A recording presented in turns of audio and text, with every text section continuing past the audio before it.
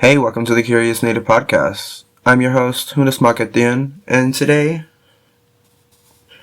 in the second episode of Natives in Film and TV, we will be discussing a individual whose image has been appropriated time and time again, not only by a certain child's entertainment studio, but by others online, especially in today's day and age. You will get just awful art pieces depicting this literal child. And even though this episode is about her, I do want to make it clear that this is not going to be a play-by-play of her life. I just wanted to go through and kind of throw down and, go through the misconceptions and exaggerations and straight up fabrications that made its way into this film. Which, when you think of Pocahontas, this film has really impacted her image and her legacy as, a Native American girl. And I could, especially there was the whole discourse on Twitter regarding, the Proud family. I think I don't know what the reboot of the Proud family is called. All I know is, Penny dressed up as Pocahontas, and a lot of people had a lot to say about that. Well, I don't think there's anything more to say in the intro of this episode, so I think we should just really, get into it. And I think we should start with the most obvious point, her age. In the 1995 film Pocahontas, she is depicted as a grown woman, while in reality she would have been around 9, 10, or 11 years old, according to people who worked on the film. This was due to poor research and a lack of care when it came to respectfully portraying this historical figure, which, it's painfully obvious. This I forget his name, John Solo, I think, on YouTube. He is a white man, but he made a really great episode of his, I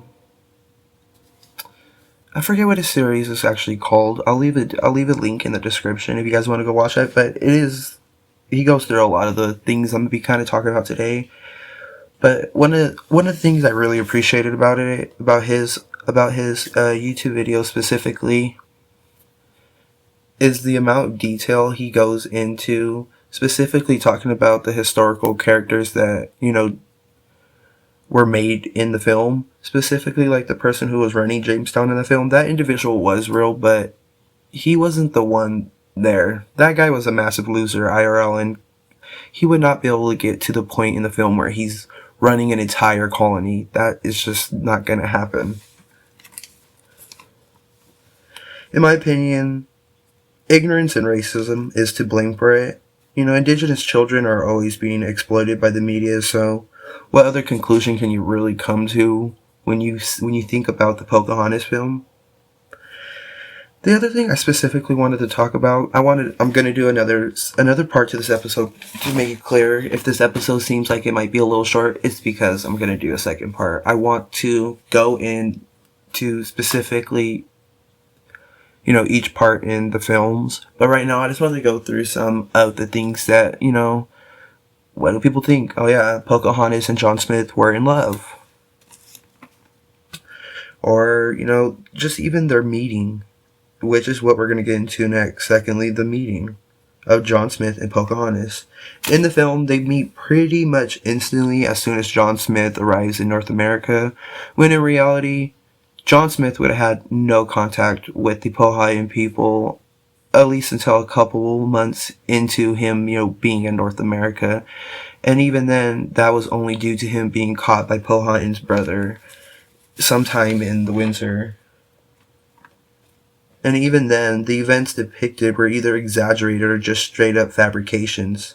And duh, I doubt she would throw herself. I don't think she's gonna throw her body over his to save him from being smashed with, I forget exactly what the tool is called, but you know what I'm talking about, the little stick with the rock at the end of it or whatever that it's used to smash. I doubt, she was a child. She would not have been present for an execution if that was even what was going on, which a lot of historians believe that that's not even what John Smith, witnessed. He misconstrued it, something cultural. And even then, it's like, it was most likely a fabrication. I mean, the whole love story between these two seems to be a fabrication. I mean, John Smith was 27, like I said, when he arrived in North America, and Pocahontas was 9 or 10. Besides that, according to Jamestown records, no more than a year after John Smith left North America, Pocahontas and Cocoon married in 1610. So,